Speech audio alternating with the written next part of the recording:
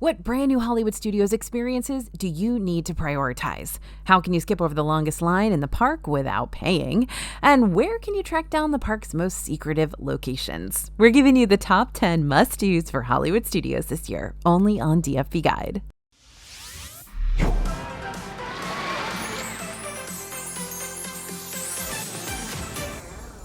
Hey everybody, it's AJ for Disney Food Blog. Now, we've been covering a lot of must-dos around Disney World lately, and I think it's about time we venture into Hollywood Studios to give you the can't-miss top priority experiences over there too. A lot of folks believe your number one priority for Hollywood Studios needs to be ride all the rides, since there are so many good ones sprinkled throughout this park. But the must-dos go beyond merely hitting up the A-tier attractions and calling it good. If you stick with us, I promise you're going to transform what could have been a flat Hollywood Studios day into an incredible experience.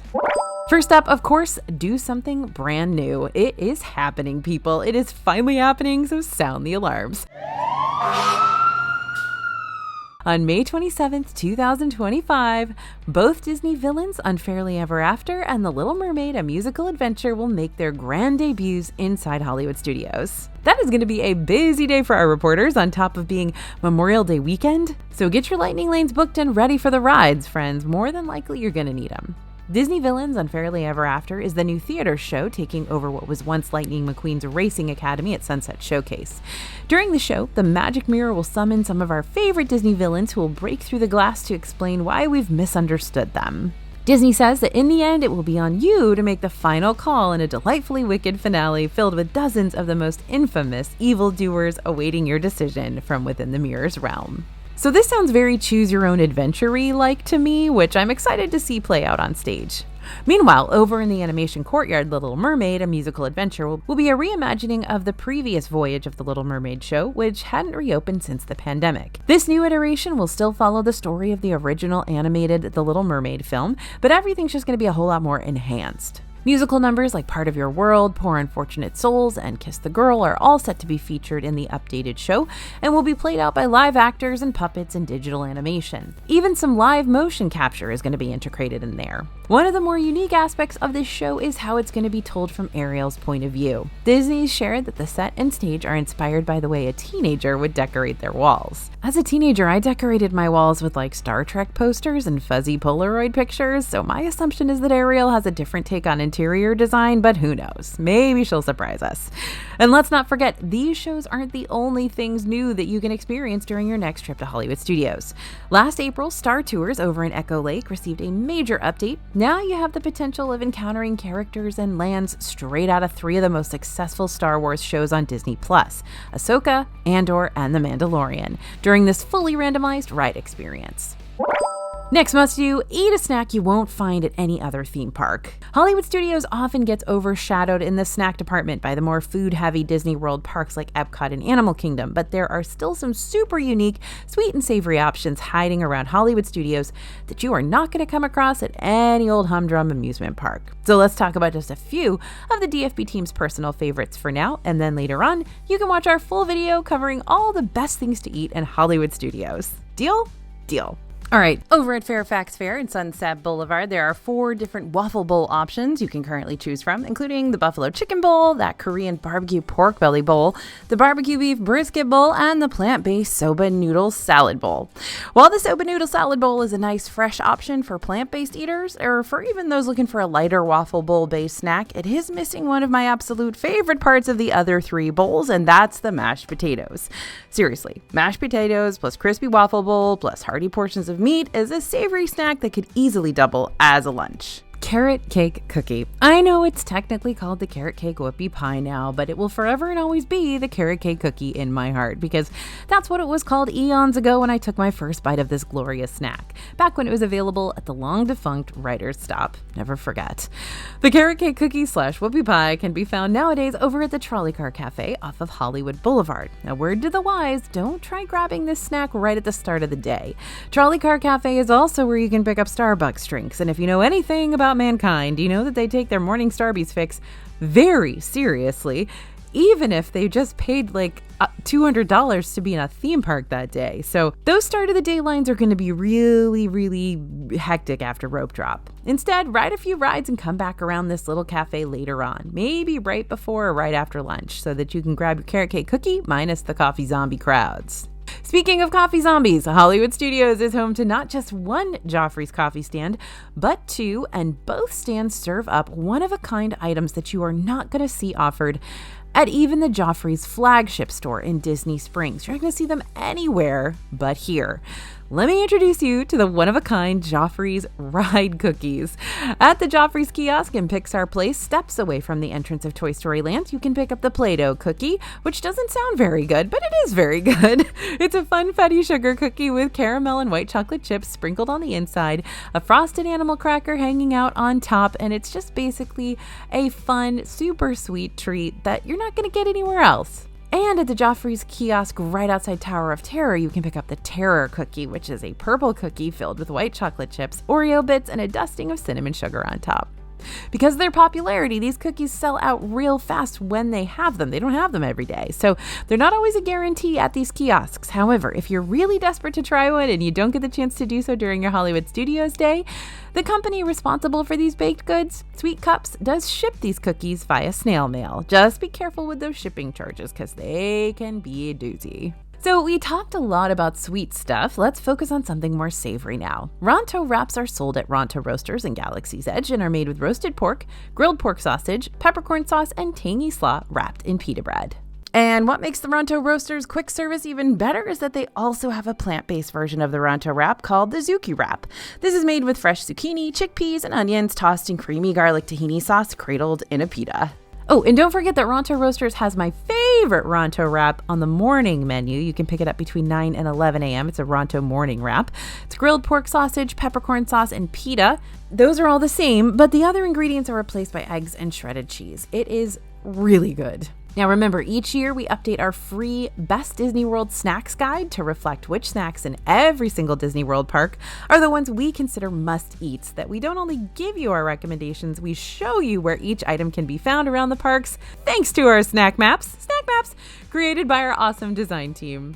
So if you want to check out our updated Best Snacks Guide today, go ahead and scan the QR code you see on the screen now, or if you're on your phone, tap the link in the description for disneyfoodblog.com/bestsnacks. And remember, this is totally free. If you want more snack information, you can go buy our snack guides, but this is a totally free list of the best snacks in each park for you. How do you skip the line at the most popular attraction without paying extra?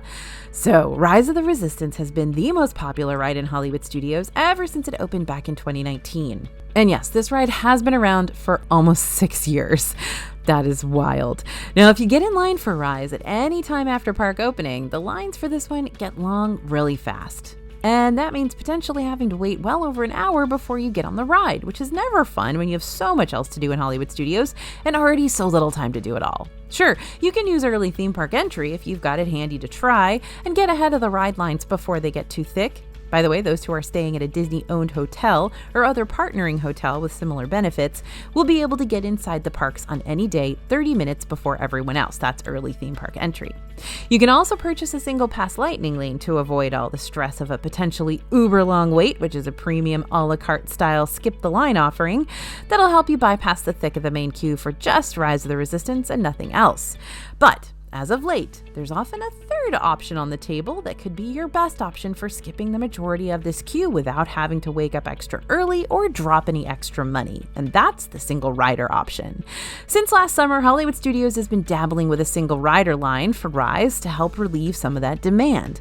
And I'm not gonna lie, it's pretty great. Several of our DFB reporters have used it, and it's only taken them 5 to 10 minutes to get up to the front, if they still use this option earlier in the morning before 11 a.m.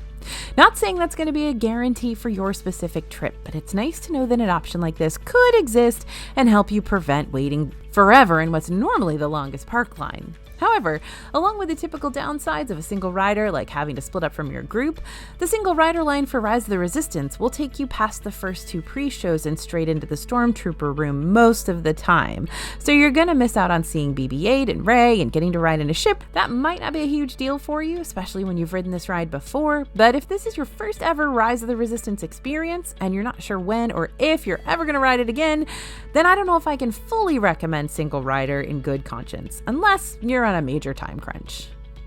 Okay, we've got some serious closures that are going to be happening in Hollywood studios this year. Whether you love them or hate them, these closures are happening regardless. And there's only a limited amount of time for you to experience some of Hollywood studios' classic stuff before it's gone for good. First up on the chopping block, Mama Melrose's Ristorante Italiano. Now, there's a very, very likely chance you're watching this video and this restaurant's already closed, because this casual but colorful Italian eatery with a California twist that opened back in 1991 is scheduled to close on May 10th of this year. And this will be the first of several closures in the same area, leading us to the second attractions on the chopping block, everything in the Muppets Courtyard.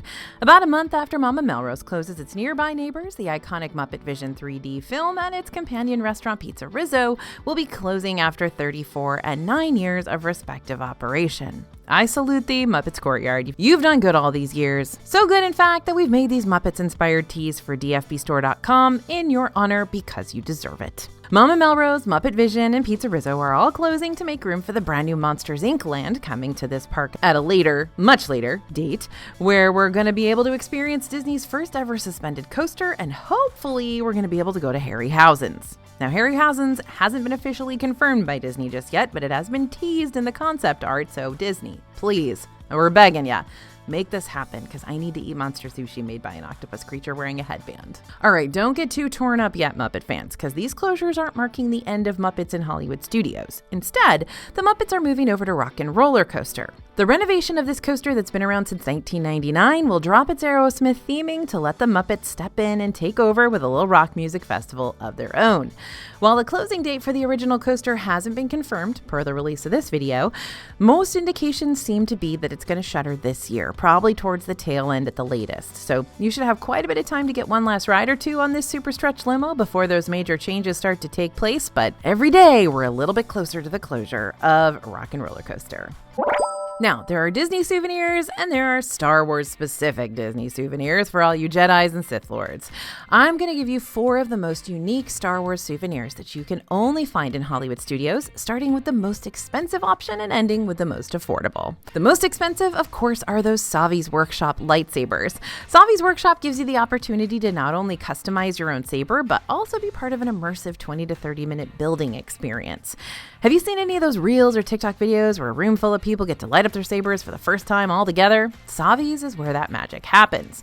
Savi's does require advance reservations, which open 60 days before your visit, much like an advanced dining reservation. So don't forget to secure your spot in Savi's ahead of time, because resis for this experience are going to fill up fast. The full payment will be due at the time of booking, so expect to shell out $250 per saber. You can always choose to build cheaper lightsabers over at Tatooine Traders in Echo Lake for around $30 to $50 instead of over $200. Just keep in mind that you won't get the whole interactive experience to go along with it, nor will the quality of these Tatooine sabers be as impressive as the ones you'll build over at Savi's. But that probably won't matter too terribly much if you know your younger kiddos are just going to use it to whack each other upside the head. Now, another customizable Star Wars experience you can book in advance in Galaxy's Edge is Droid Depot. This is expensive, but less expensive than those sabers. Think of it like a Build-A-Bear workshop, but instead of building a stuffed animal, you're creating a high-tech droid from another planet. The initial expense for this is $119.99, but you can also purchase accessories and personality enhancement chips for your new little buddy for an additional cost. Reservations are easier to snag for the Droid Depot than they are for Savi's, and there is the chance that you might be able to walk right up on the day of with no reservation and still get a spot in the Droid Depot. Though it's always better to be safe than sorry and grab your reservation 60 days out if this is a must-do experience for you. Oh, and just to clear up any confusion, if you've recently heard that the Droid Depot dropped their reservations entirely, that's technically true, but only for the Droid Depot over in Disneyland out in California. The one in Florida still takes reservations for now, but we'll let you know if this changes later on or not in the future. Now, moderate cost for your Star Wars souvenir is the Adopt a Creature. There are lots of shops lined up and down the Blackspire Marketplace, but only one of them gives you the chance to adopt a brand new friend. The Creature stall sells cages and crates filled with hard-to-find species from distant worlds. That ranges from porgs to lothcats to banthas to wampas to warts to puffer pigs to even these funny-looking Kowakian monkey lizards that you can perch on your shoulder like the banshees from Pandora. Creatures vary in price, but expect to pay anywhere from $20 to $70. And affordable, collectible medallions. So you're going to have to step outside of Batuu for this Star Wars souvenir. Instead, make your way inside Star Wars Launch Bay and be on the lookout for the collectible medallions machine. This is located in the main area of the building. These medallions can be found in lots of places around Disney World, just like pressed penny machines. And the area determines the theming of the medallions. So naturally, the ones inside Star Wars Launch Bay are all Star Wars themed, with designs featuring C-3PO and R2-D2, Chewbacca, Mando and Grogu, and Darth Vader with his stormtroopers. You can get one medallion for $6 or 4 styles for $20. So it's hard to explain some of Hollywood Studios' restaurants to your friends back home. Like, how do I explain that I paid money to be lightly bullied during one of my meals? But there's no denying that Hollywood Studios has some really out there restaurant concepts that you might want to eat at just for the novelty and the giggles alone. By the way, that's why this section of the DFB Guide to Walt Disney World Dining was a lot of fun for our team to create. Because imagine the pro tips, the menu highlights, the pictures, the unique food experiences that really come to life in this book. So while you can definitely dive into more of the dining details when you pick up our digital guide via the dfbstore.com website, we're going to look at a quick overview for now of the 2 most novelty restaurant experiences you're going to find at this park. Now, these are so ultra immersive. This is old school Disney at its best. This is the Disney World I grew up with, you guys. And to me, even though the food's not necessarily phenomenal at these restaurants, the experience is. So we're going to start with 50s Primetime Cafe over at Echo Lake. This home-style table service transports you back into the 1950s inside a retro kitchen with kitschy knickknacks and bold wallpaper choices and black and white TVs. It's like you're on set of your favorite 1950s TV show. So the shtick with this restaurant is that you're eating with family and your servers are your long-lost cousins. That means if you misbehave during your meal, that is, you have your elbows on the table or you don't eat all your veggies, you just might get reprimanded.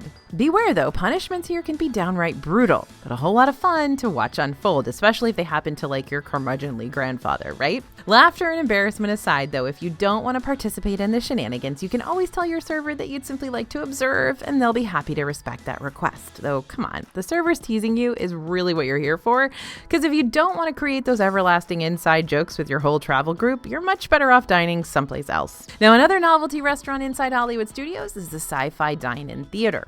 This table service experience is designed to look like a drive-in theater. You're going to sit in a car-shaped booth and watch short yet super cheesy sci-fi clips on the big screen in front of you. But don't be worrying about the rain, because this drive-in is completely indoors. The setting alone is a good enough reason to stop by, but you're also going to enjoy this one if you're a fan of kind of diner-style foods like burgers and shakes, ribs, fries, fried pickles. You get it. Now, here's a little tip on this one. Most of the tables look like convertible cars, and you can sit in a convertible car table, but there are a couple of picnic tables in the back. So if you want to sit in a convertible car, be sure to request one when you check in for your reservation.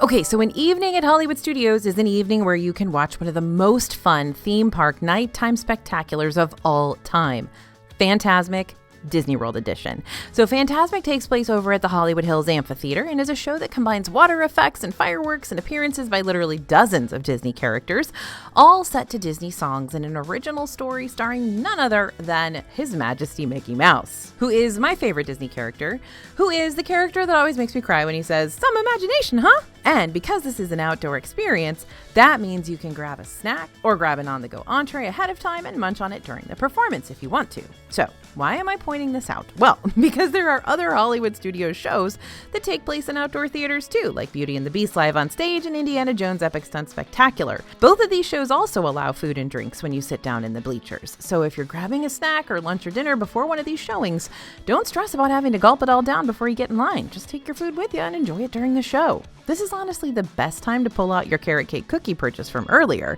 You just give that cookie a little time for its icing to thaw and it'll be at its prime, I'm telling ya. Now, if Fantasmic is the #1 must-do on your Hollywood Studios list and you want to guarantee you get a good seat for this show, remember that you can always choose to book one of the Fantasmic dining packages before your visit. This is going to give you a meal at one of the Hollywood Studios restaurants, plus preferred VIP Fantasmic bleacher seating. This means you'll have a section of the amphitheater bleachers reserved right in the middle of things for optimum views. While you can definitely still get good views of this show without the dining package add-on, there is something extra special about being able to sit and have a nice meal and know for a fact that you don't have to stress over the Fantasmic seating arrangements when the end of the day rolls around. This is something that I would just have anxiety around all day long, so I like to book one of these dining packages so that I'm like, I don't have to worry about getting there early, getting a good seat, worrying about my seat, etc., etc., etc. I just show up and they show me where to sit and it's all good. Okay, so Hollywood Studios has some of the coolest hidden details hiding around its park. So if you want to impress your friends and family with some very cool Disney knowledge or just annoy them with fun facts and make them jealous that you know so much more than they do, here are some of our favorite Easter eggs that you can track down during your next visit. First, the Disney Brothers Loft. So Peavy's Polar Pipeline is over in Echo Lake and serves up the usual frozen Cokes and frozen lemonades, which of-age guests can also choose to spike with a bit of rum or vodka for an extra cost. But the secret I want to talk about isn't Peavy's, but what's next to Peavy's. Next to this drink stand is a fake door marked Holly Vermont Realty. Above this is a window that shows a loft that's for rent. Now, what's its significance? Well, when the Disney Brothers first settled in Hollywood, Roy and Walt, they actually did rent a loft above a business named Holly Vermont Realty. So this little facade represents where the Disney Brothers once lived all those years ago. Number 2, the broken window. Okay, don't worry about that gaping rabbit-shaped hole in the upstairs Hollywood and Vine window. It is supposed to be there. This rabbit-shaped break in the glass is a shout-out to our good buddy Roger Rabbit, which is fitting considering it's right next to the Eddie Valiant Private Investigator tribute window. Now, Roger Rabbit is very important to this particular park because he was super popular right when they were building it. So you'll see little nods to Roger Rabbit a lot of places. Number 3, small-scale reenactments. Hanging above the ceiling of the Toydarian Toy Shop in Galaxy's Edge are toys locked in reenactments of famous scenes straight from the Star Wars franchise. These include the Millennium Falcon escaping Imperial ships by hiding in an asteroid field and Obi-Wan Kenobi dueling Darth Vader on the Death Star. Number 4, so much Tower of Terror lore. I would be utterly impressed if you found every single Tower of Terror Easter egg in one ride, because I just don't think it's possible. There are so many hiding out in this haunted hotel attraction, and you're going to find new ones every single time you ride. But let me give you a couple of jump-off points to help get you started on your hunt. First, check out the mail slots near the check-in area of the queue. The letters in the slots are actual notes written by cast members. New cast members get a chance to read notes left by previous cast members of the attraction, and then whenever it's time for them to move on to their next big adventure, they'll have a chance to leave their own notes for the next group of CMs too. Now, one thing you should know about Tower of Terror is that Imagineers really went hard shouting out popular Twilight Zone episodes from back in the day, but perhaps the creepiest shout out is the one dedicated to Caesar the Dummy. Before you exit the elevator at the end of the ride, be on the lookout for a spooky, dusty-looking mannequin. This is Caesar. Caesar was featured in a Twilight Zone episode called Caesar and Me, where he manipulates his owner, Jonathan West, into doing a heinous crime for money. But I won't spoil the rest of it for you. According to the Tower of Terror cast members, you must say hello and goodnight to Caesar every day, or else he'll curse the attraction during the next shift. Don't doubt that. It sounds very on brand for Caesar.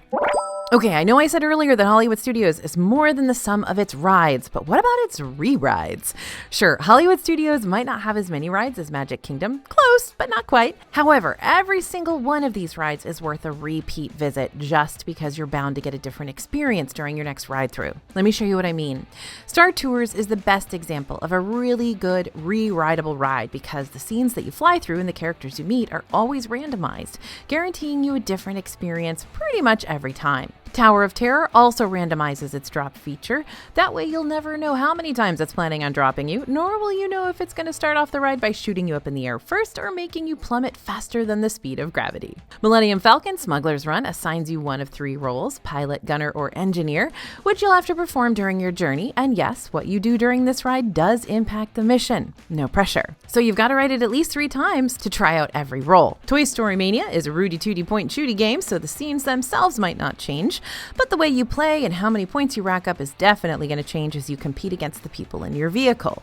Now don't forget, sometimes collaborating with the person that you're playing with gets you even more points. Rides like Alien Swirling Saucers and Rock and Roller Coaster have randomized soundtracks, so you might hear one kind of song the first go around and completely different one the next one. And Minnie and Minnie's Runaway Railway has different ride pacing and little details to spot depending on which section you're seated in, front, middle, or back. On a similar note, Rise of the Resistance will also alter your ride experience slightly depending on whether you're sitting in the front transport vehicle or the back transport vehicle, so you'll want to ride both if you're able to, just to see which one's your favorite. And Slinky Dog Dash is, well, for the most part it's the same ride experience through and through, but if you go on it again after the sun sets, the track lights up and it feels a whole lot faster too, and you get to see cooler things over there in Black Spire Outpost. So that's definitely different and worth a repeat experience. Then again, I always think Slinky Dog is worth re-riding. I just love that springy dog. It's a great coaster. Now, roaming characters are more of a common appearance over in Hollywood Studios. Specifically speaking, they're more common over in Batuu. While you're exploring around Galaxy's Edge, there's a high probability you're going to come across First Order Stormtroopers or Kylo Ren, or Rey, or Vi Moradi, or Chewbacca, or even Mando and Grogu. Character sightings will often be listed on the My Disney Experience app, so keep an eye out for who's going to be wandering about trying to save or destroy the galaxy during your next visit. Oh, and for all you Disney Visa card holders out there, you've got an extra chance to meet a rather famous, or should I say infamous, Star Wars character. Disney Visa card holders can find an exclusive meet and greet with Darth Vader, plus free PhotoPass downloads of your character interaction inside Star Wars Launch Bay. Check the Disney World website for character meet and greet times before you go, since they are subject to change. And be sure to bring your Disney Visa card with you, because you got to use that as your ticket in. So the DFB team and I have been having a whole lot of fun with our recent Top 10 series, so make sure to check out the Top 10 Must-Dos in Magic Kingdom next if you haven't already. And don't forget to pick up our free Best Snacks in Disney World guide over at disneyfoodblog.com/bestsnacks right now. Thanks for listening, everyone, and thanks for watching. As always, this is AJ for Disney Food Blog, and we'll see you real soon.